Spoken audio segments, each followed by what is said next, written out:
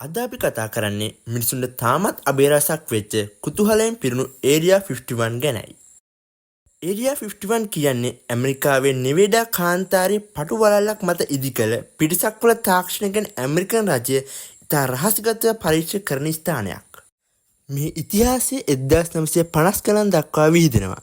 1953 5/19 වෙලාව 5:05 යෝගා කියන තැනිතලාවේ න්‍යෂ්ටික අත්හදා බැලීමෙන් තප්පර කිහිපයකට පසු තැටියක් වැනි වස්තුවක් අහසේ දිස්සුණා. නමුත් ඉතා ඉක්මනින් එය අතුරුදහන් වුණා. දින කිහිපයකට පසු ඇමරිකන් රජයේ නිලධාරීන් 40ක් පමණ හඳුනා නොගත් වස්තුව සොයා ගැනීමට පිටත් වුණා.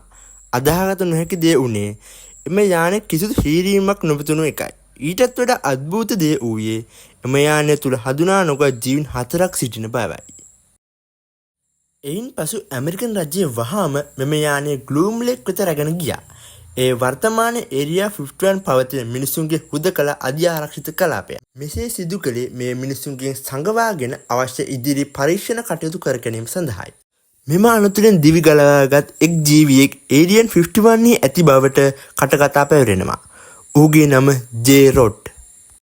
ඇමරිකන් රජය ජේ රොඩ් භාවිතා කර කඩාවැටුණු යානයේ තාක්ෂණය රිවර්ස් ඉන්ජිනියරිං කිරීමට කටයුතු කරා. ඒ පිටසක්වල තාක්ෂණය අත්හදා බැලීම සඳහායි. මෙයාට ගිරවෙක් වගේ හඬ අනුකරණය කරන්න පුළුවන්. තව හිතලා පිළිතුරු දෙන්න පුළුවන්. මූලික ඉංජිනේරු උපදෙස් සහ විද්‍යා උපදෙස් ලබා ගැනීම සඳහා විද්‍යාඥවරු මොහු භාවිතා කර බවට සඳහන් වෙනවා.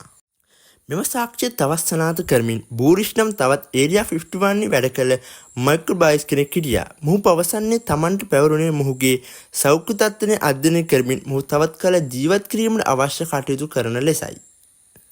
මෙවන් අභිරහස් අද්භූත දේවල් දැන ගැනීම සඳහා අදම අපේ පේජ් එක හා සම්බන්ධ වන්න.